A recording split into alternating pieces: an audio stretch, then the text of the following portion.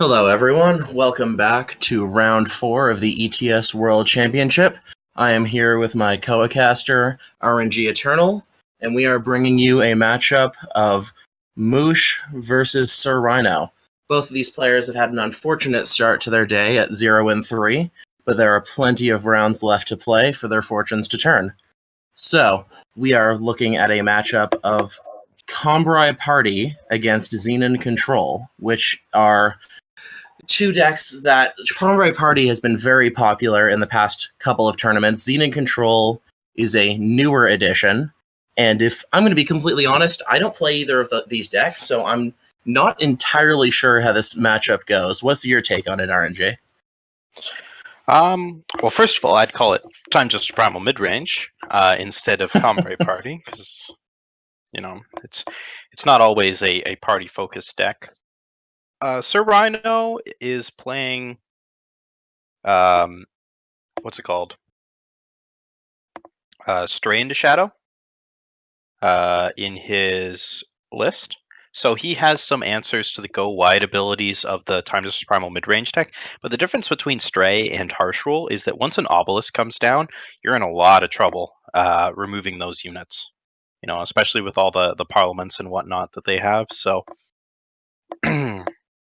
SirRhino really needs to establish his big guys, his Champions of Mystery, his Mystic Ascendants, in order to go over the top. And the lack of Predatory Carnosaurs means he's a little bit low on removal, as silly as that is to say for a Xenon deck.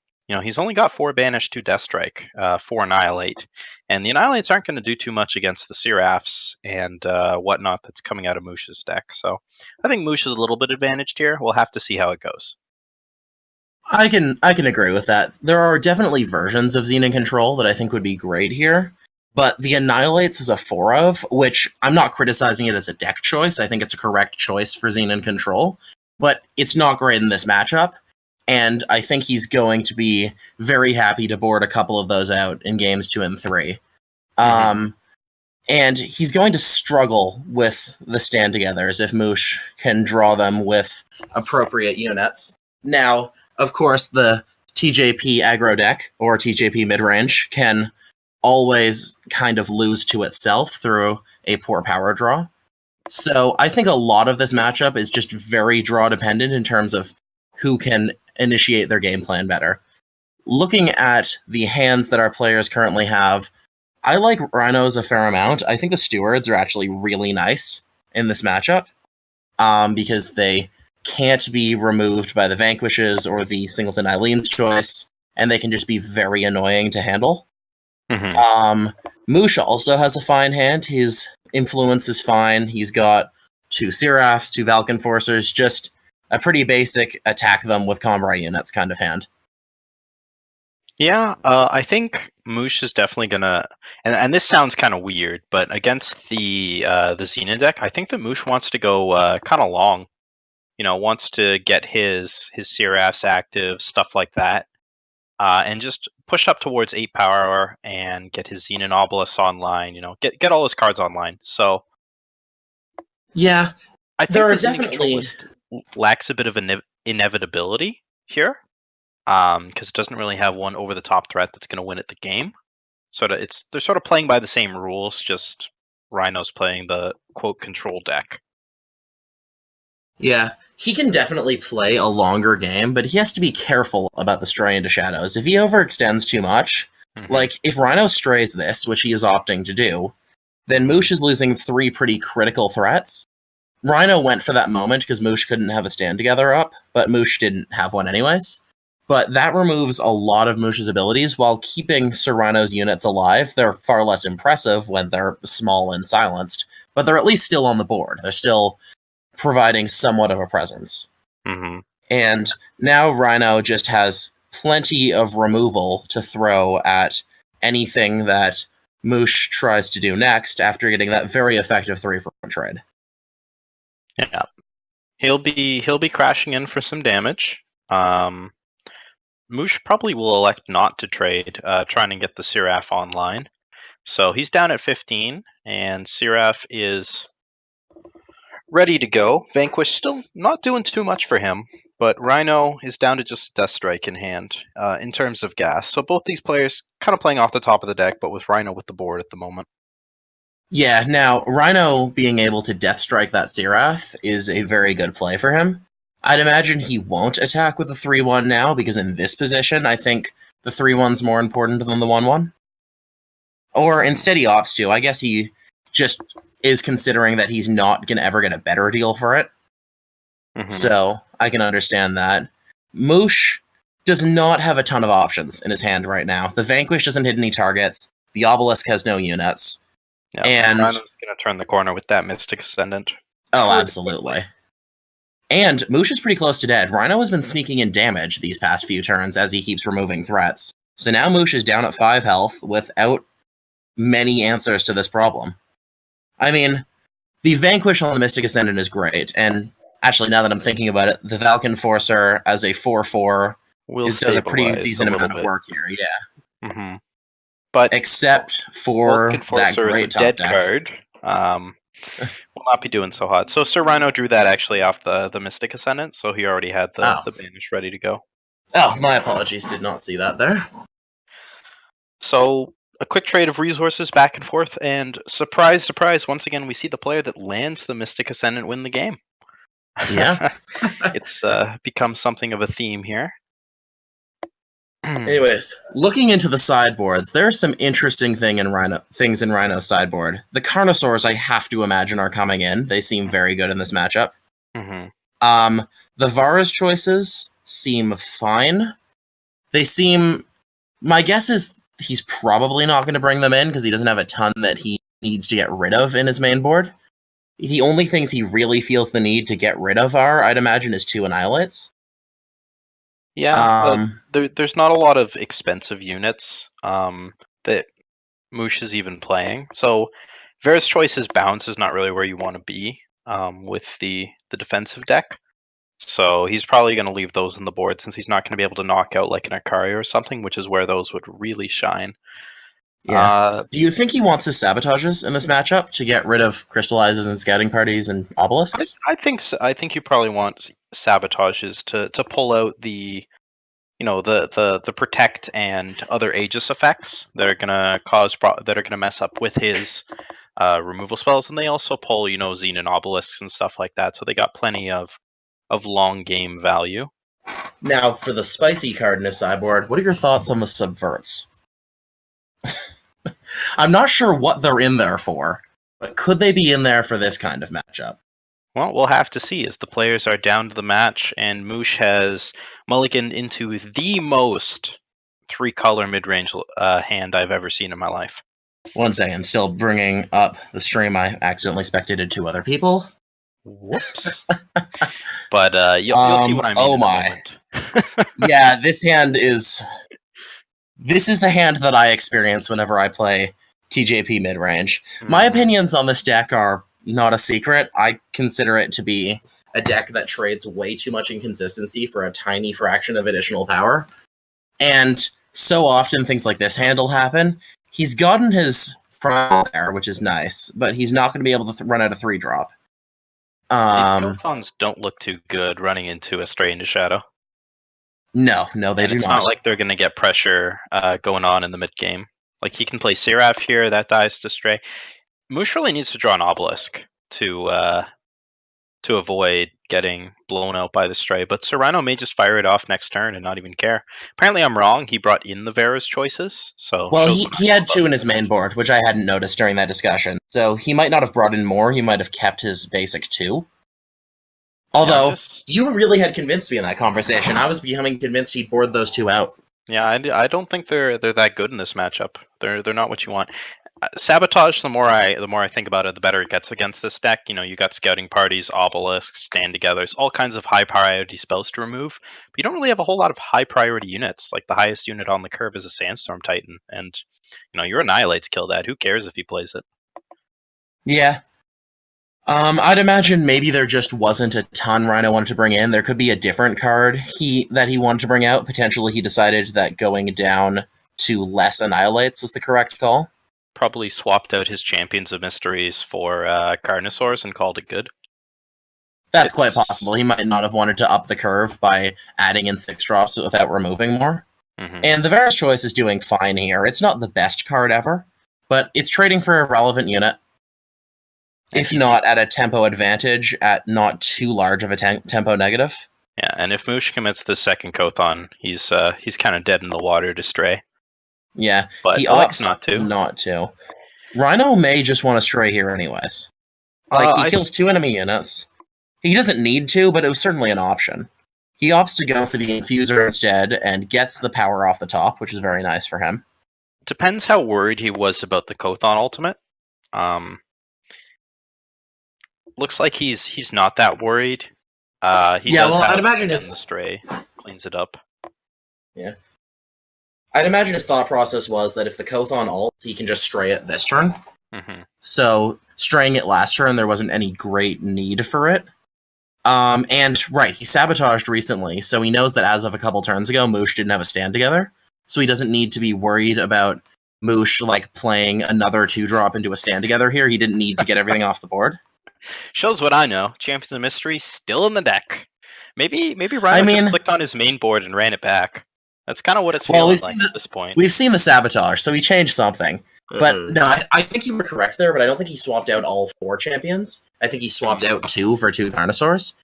If I had to guess, he went -2 champion, -2 annihilate for +2 Carnosaurs, +2 sabotage. That's my guess. Mm-hmm.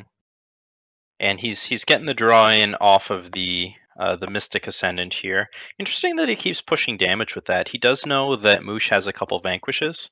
But I guess he expects the Kothon's just going to fly over here. He's going to get to keep the Mystic Ascendant, and then just stray away all his problems.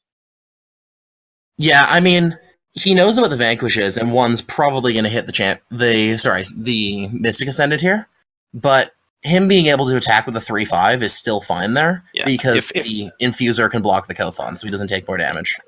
Yeah, if Mouche does go for the Vanquish line, he can't do anything else, and he's sort of locked into a bad situation.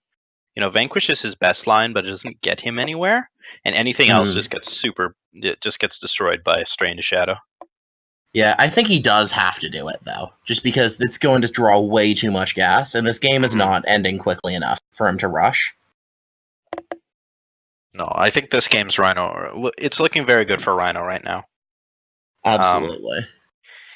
Because Mouche has drawn his best card in Scouting Party, but he's missing his other best card in Xenon Obelisk, and even though Xenon Obelisk won't be enough to make it not just die to Stray into Shadow.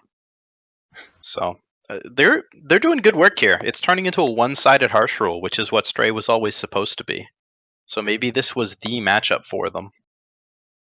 Yeah, SirRhino's units are very carefully tailored to they're either Ions who can flash in at other times, or like all of his high units survive his Stray, which is definitely very nice. And Mouche's deck isn't very good at capitalizing on like killing his units off after they've been strayed. He doesn't have like Vera's favors to kill a 3/1 Steward, or Lightning Torches Storm to kill a 2/2 Waystone. No, I think at this point Rhino has too many cards.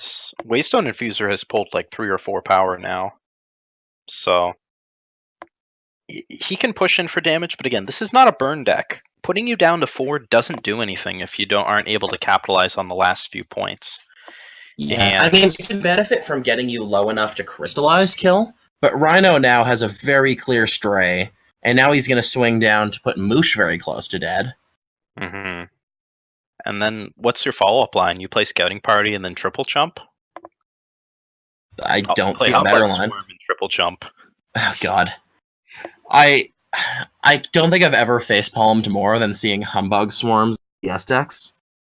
I don't understand the line of reasoning for them. I really don't. So Humbug Swarms are good with Obelisk and going over top of the ground stuff that Xenon's trying to put into play. So there's a plan there. Just without the Obelisk, these 1/1s are kind of garbage. Yeah.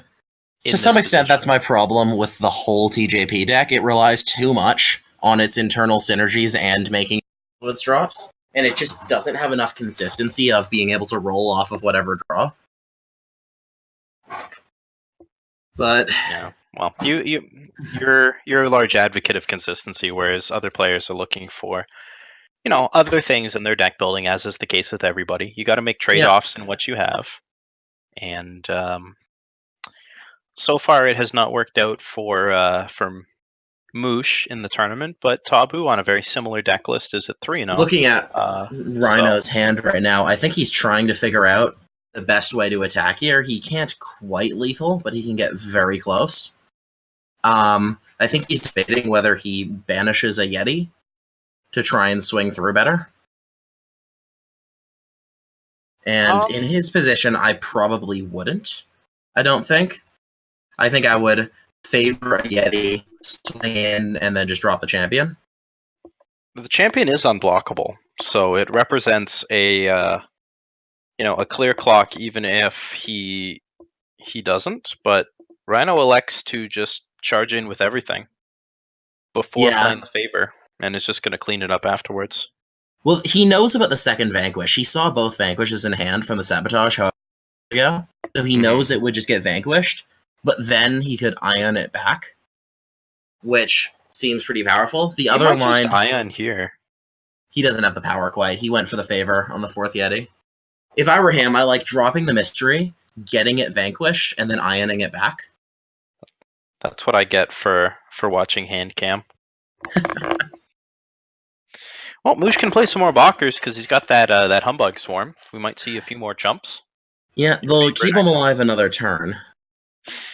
He can't develop the Kothon this turn, which means that he can't start getting in more reasonably sized creatures. Next turn, he'll be able to Kothon plus alt, which is something.